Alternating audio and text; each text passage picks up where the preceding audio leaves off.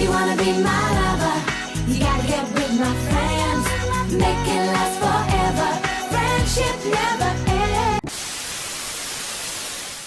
Boys season 1 is now on Amazon Prime Video, and I'm sorry I'm late to this. I actually saw the season a week ago, but I couldn't review it because I was in the midst of moving my apartment. I'm now in a completely new place, which is being set up right now. That's my roommate's hat over there. So I'm right now in a bit of a transition phase. The Hobbs and Shaw review I shot way before I actually started moving. There's a ringing sound, I don't know what that is, but we'll figure that out. I won't actually be shooting every single review in here. It's just temporary until I finally set up a space where I really want to talk about more stuff. But all that aside, let's talk more about this first season of the show that I was interested in seeing. This is a show that essentially asks the question, what if the superheroes that you idolize every single day were dicks? Just terrible people. And that's exactly what it's built on, because you have here the Seven, a group of superheroes that are revered in the world, and they are considered the greatest beings ever known to mankind. They are managed by a company called Vought, and Vought handles their marketing, their publications, and their press. And they're trying to also hide the fact that there's a lot of shady stuff going on. Of course, not everybody knows that because it's a smokescreen. Enter Huey, whose girlfriend Robin is apparently killed by one of these supers, and he's just infuriated about it. That the supers are deciding to just move on with that without acknowledging the fact that it happened. And this time he meets a man named Billy Butcher, played by Karl Urban, who says, well, they're not the best, and he basically tells Huey what I just told you guys. And now they're trying to figure out how to get revenge for it and to take down Vought and the Seven in some way possible. This show was insane. That's all I'm going to say about that. And there are going to be some more minor spoilers throughout this entire review because there's a few things to talk about. This entire show is so unfiltered and so uncompromising. I love it. It's great. That's exactly what I was hoping for a show created by Seth Rogen and Evan Goldberg. I don't want filters. I don't want restraints. This show is all kinds of stuff, everything that goes against any sensitivities that audiences have. It is 100% on the lines, and that's amazing. I love that. I like that it was relentless in that approach. And a lot of that is due to the writing. It is great. It's really great stuff. It's very tight storytelling, and it's also really thoughtful storytelling. It brings up a lot of questions about how we view superheroes and how we would view superheroes if they were in real life. And this is actually based on a real comic, by the way. You can pick that up if you like. And it just asks these very potent questions. You know, we always look at them and say, oh, I gotta buy that action figure, gotta buy that action figure. And we then realize that these heroes whose action figures we bought, they're not the best people.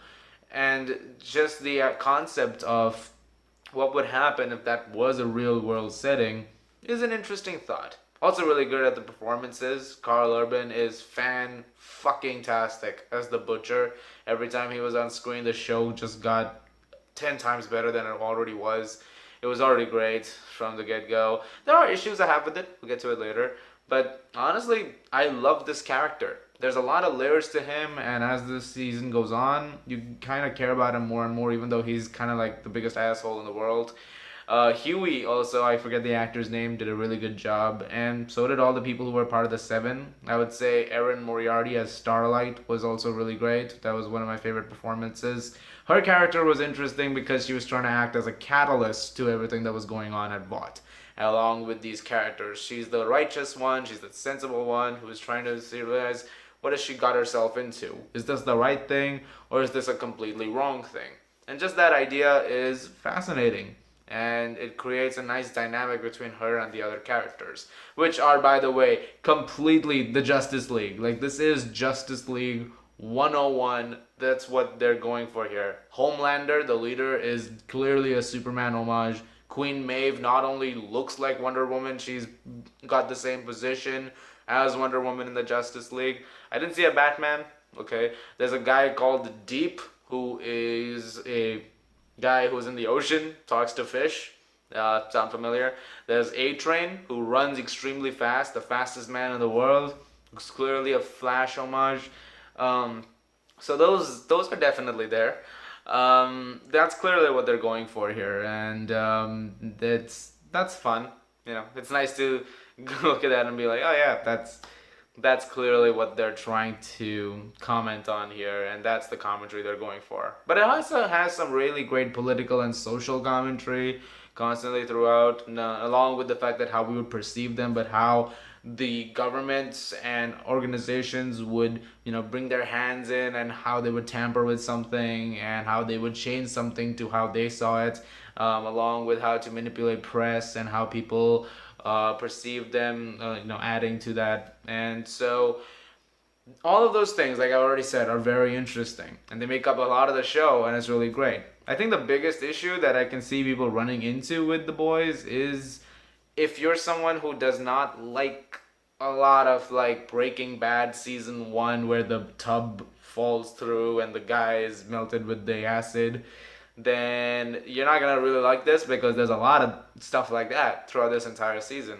I would say that's honestly the biggest issue I can see people running into, is that it does have a lot, and in its unflinching aspects of it that do, that may bother some, but that's not really my issue. That's just, I think that's an issue other people can run into.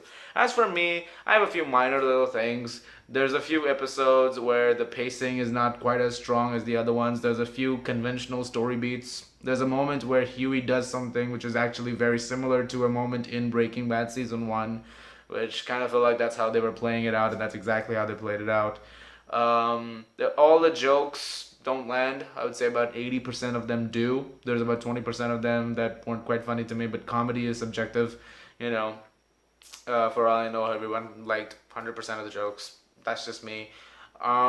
Yeah, there's a few little minor issues like that, but overall, it works for what it is. I'm gonna give The Boys season 1 an A-. Thank you very much for watching, guys. Look forward to more videos very soon, including a review of Loose, starring Octavia Spencer. That should be fun. So anyways, if you like this, please do subscribe. I'll see you guys at the movies.